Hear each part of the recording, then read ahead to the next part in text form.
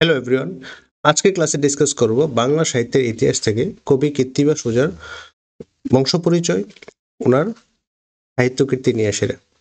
ক্লাসটা শুরু করার আগে আমার একটা ছোট্ট রিকোয়েস্ট, ভিডিও লিঙ্কটা সবার কাছে শেয়ার করে দিয়ে দাও। আর চ্যানেলে যদি নিউ থাকো তারা অবশ্যই চ্যানেলটা সাবস্ক্রাইব করে বেল আইকনটা প্রেস করে রেখে দাও, যাতে ভিডিওটা আপলোড করার সাথে সাথে তোমাদের কাছে নোটিফিকেশনটা চলে যায়। তো তার আগে আরেকটা জিনিস আমি একটু ক্লিয়ার করে রেখে, যারা এখনো মক টেস্টে জয়েন করোনি, পেইড মক টেস্টের জন্য এটা পেইড মক টেস্টের 31 জানুয়ারি রেজাল্ট, 31 জানুয়ারির রেজাল্ট এটা। আর এটা হলো 30 জানুয়ারির রেজাল্ট। এটা ছিল সিডিপি আর ইংলিশ থেকে দুটোটা মিলে, সাবজেক্ট মিলে একটা পেইড মক টেস্ট গ্রুপে দেওয়া হয়েছিল।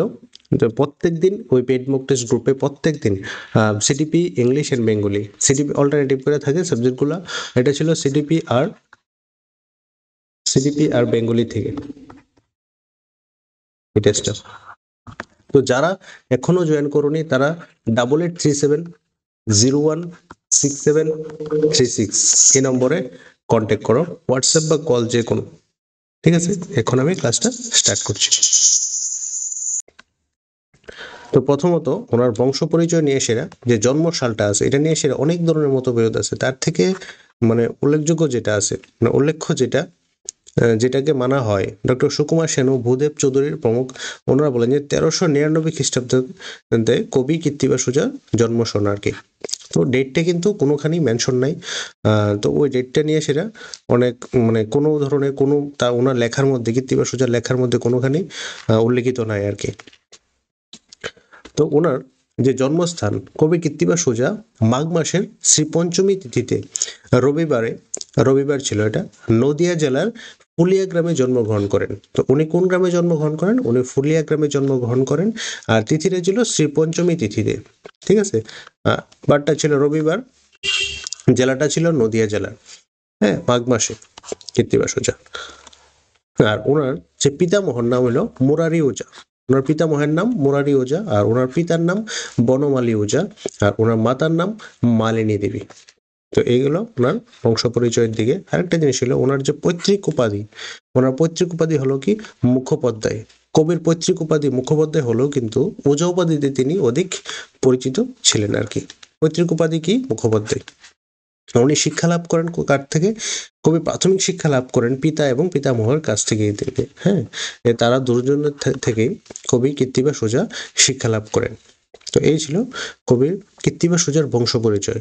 এবার আমরা সাহিত্যকীর্তির থেকে দেখার আগে দেখুন যে উনি যে শিক্ষা লাভ করেছিলেন, যে গৃহ শিক্ষা লাভ করেন, যে 12 বছর বয়সে উচ্চ শিক্ষা লাভের জন্য উনি বড়গঙ্গা এবং অর্থাৎ পদ্মা পার হয়ে গৌড়ের বিখ্যাত পণ্ডিত রায়মুকুট আচার্য চূড়ামণি বৃহস্পতি মিশ্রের গৃহে উনি শিক্ষা লাভের জন্য যাইতেন। কত বছর বয়সে? 12 বছর বয়সে। হ্যাঁ, উচ্চ শিক্ষা লাভের জন্য বড়গঙ্গা অর্থাৎ পদ্মা পার হয়ে সেরা গৌড়ের বিখ্যাত যে পণ্ডিত ছিল ওইখানে রায়মুকুট আচার্য চূড়ামণি বৃহস্পতি মিশ্রের গৃহে উনি শিক্ষা লাভের জন্য যেতেন। তো কীর্তিবাস রচিত যে গ্রন্থ, মানে যেটার জন্য ওনার যে সাহিত্যকীর্ত, যদি দেখি আমরা সাহিত্যকীর্তির দিকে ওনার প্রধান মানে বিশিষ্ট যেটা কবি কীর্তিবাস রচিত গ্রন্থের নাম হলো শ্রীরাম পাঁচালী। তবে গ্রন্থটি বাল্মীকি রচিত সংস্কৃত রামায়ণ, এর আক্ষরিক অনুবাদ নয়, ভাবানুবাদ।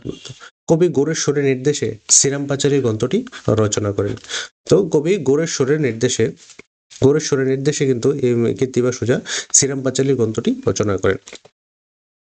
শ্রীরাম পাঁচালী নিয়ে সেরা আমরা আরো অনেক কিছু ইনফরমেশন যেগুলি আছে দেখুন। এখন খণ্ড বিভাগ থেকে যদি বলি, কবি কীর্তিবাস 60টি খণ্ডে তার শ্রীরাম পাঁচালী গ্রন্থটি রচনা করেন। এই খণ্ডগুলি হলো প্রথমত আদি খণ্ড, দ্বিতীয়ত অযোধ্যা খণ্ড, তৃতীয়ত আরণ্য খণ্ড, চতুর্থত কিষ্কিন্ধা খণ্ড, পঞ্চমত সুন্দরা খণ্ড, ষষ্ঠত লঙ্কা খণ্ড এবং সপ্তমত হলো উত্তরাখণ্ড।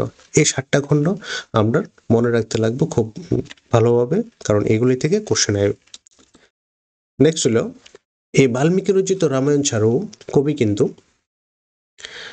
অনেকগুলি গ্রন্থ থেকে, মানে এই কীর্তিবাসের এই যে শ্রীরাম পাঁচালী এই যে কৃত্তিবাসী শ্রীরাম পাঁচালী অনেকগুলি গ্রন্থ থেকে কিন্তু উনি উপাদান সংগ্রহ করেছিলেন। এই গ্রন্থগুলি হলো জৈমিনী ভারত, অদ্ভুত রামায়ণ, দেবী ভাগবত, মার্কেন্ডীয় পুরাণ, পদ্মা পুরাণ প্রভৃতি বিখ্যাত মহাকাব্য পুরাণ এবং তথ্যগ্রন্থ থেকে কিন্তু উপাদান সংগ্রহ করেছেন, এবং এই উপাদানগুলি সংগ্রহ করে কিন্তু এটা রচিত করেছিল শ্রীরাম পাঁচালী আর কি।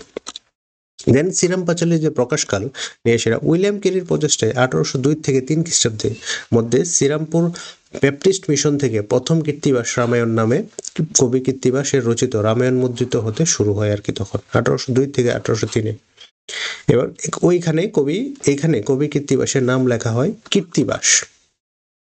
আর তখন যে শ্রীরাম পাঁচালীর প্রকাশকালে মানে উইলিয়াম কেরির প্রচেষ্টায় 1802 থেকে 3-এ হয়েছিল, তখন কি হয়েছে দেখো, ওইখানে কবির নাম কৃত্তিবাস না লেখা লেখছিল কীর্তিবাস, এইভাবে কীর্তিবাস লেখা হয়েছিল, তরশিকার রেফ কীর্তিবাস।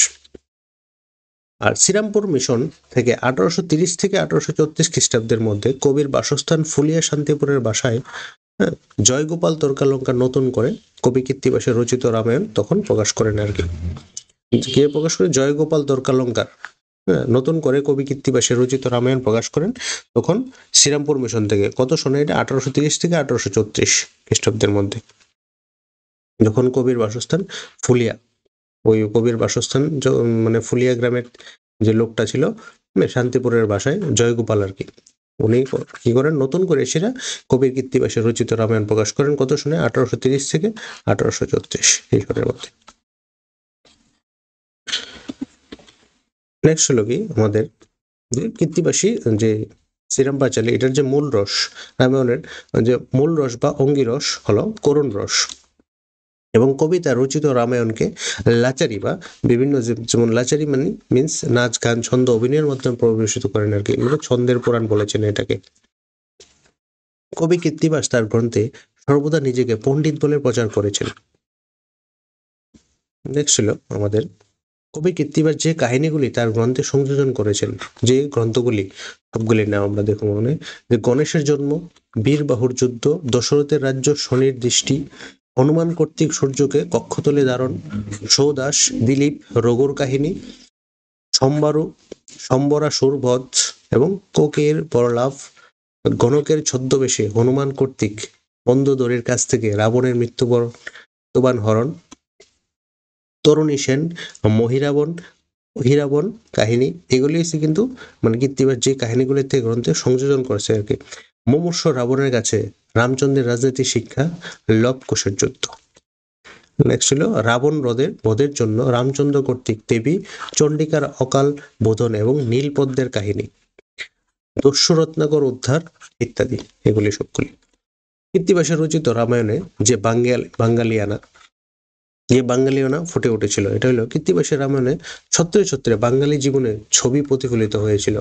বাঙালি জীবনে চলচ্চিত্র সঠিকভাবে প্রতিফলিত হওয়ার জন্য কৃত্তিবাসের রামায়ণ কিন্তু আজও সমান জনপ্রিয় হয়ে আছে, এবং কৃত্তিবাসের সীতা তেজস্বী ক্ষত্রিয় নারী নন, বাঙালি গৃহবধূ মাত্র। মানে এই যে সীতার যে চরিত্রটা, এখানে ক্ষত্রিয় কিন্তু নারী নয়, বাঙালি গৃহবধূ মাত্র। ঋষি পত্নীরা সীতার কাছে রামের পরিচয় জানতে চাইলে সীতা বাঙালি বধূর মতো লজ্জায় মুখ নিচু করেন, এবং ওই এটার মধ্যে যে লাইনগুলো আছে, লাজে অধমুখী সীতা না বলেন আর, ইঙ্গিতে বোঝান স্বামী ইনি যে আমার। এই লাইনগুলি কিন্তু খুব ইম্পর্টেন্ট। এই লাইনগুলি দিয়েও কোশ্চেন থাকতে পারে যে এই লাইনগুলি কার লেখা, কোন কবির লেখা। কবিগুলির নাম দিয়ে দিল, কৃত্তিবাস, ওঝা, বিদ্যাপতি, আরো কয়েকজন অপশন দিয়ে দিল, দেখতে পারে এগুলো।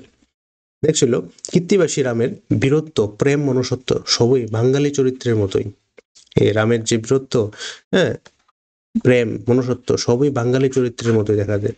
সীতাকে হারিয়ে রামচন্দ্র তাই সাধারণ বাঙালির মতোই কিন্তু বিলাপ করেছিল, যেভাবে চরিত্রগুলি মানে সুন্দরভাবে ফুটে উঠেছিল, এইভাবে সীতাকে হারিয়ে সে রামচন্দ্র কিন্তু সেই বাঙালির মতোই বিলাপ করছিল আর কি দুঃখে।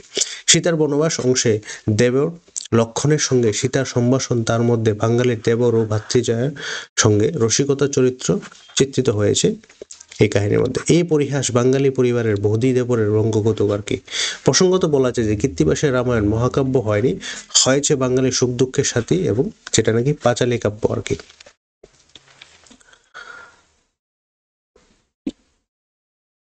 তো এই ছিল কবি কীর্তিবা সোজা টোটালি বংশ পরিচয় এবং সাহিত্য কীর্তি থেকে সম্পূর্ণ একটা আলোচনা। আর যারা পেড মক টেস্টে এখনো জয়েন করোনি তারা পেড মক টেস্টে জয়েন করে নাও। প্রতিনিয়ত মানে chapter wise, topic wise CTP Bengali আর ইংলিশ মক টেস্ট হচ্ছে প্রত্যেক দিন, কোনোদিনও মিস যায় না। মিনিমাম কোশ্চেন্স 12, মিনিমাম কোশ্চেন্স আছে 12, ঠিক আছে। হয়তো সিডিপি থাকে, সিডিপি প্লাস বেঙ্গলি দুইটা মিলে সেটা টপিক থাকে, এবং টপিকগুলি একদম ছোট ছোট করে সেটা টপিক নেওয়া হইতেছে, ঠিক আছে। ইউনিট ওয়াইজ একদম ছোট ছোট করে সেটা, বা সিডিপি প্লাস প্লাস ইংলিশ এরকম করে প্রত্যেক দিন। আর উইকলি একদিন, জাস্ট সপ্তাহে একদিন, যেটা সানডেতে 30 মার্কসের মক টেস্ট নেওয়া হয়, সানডেতে 30 মার্কসের মক টেস্ট নেওয়া হয়, ঠিক আছে। Thank you everyone.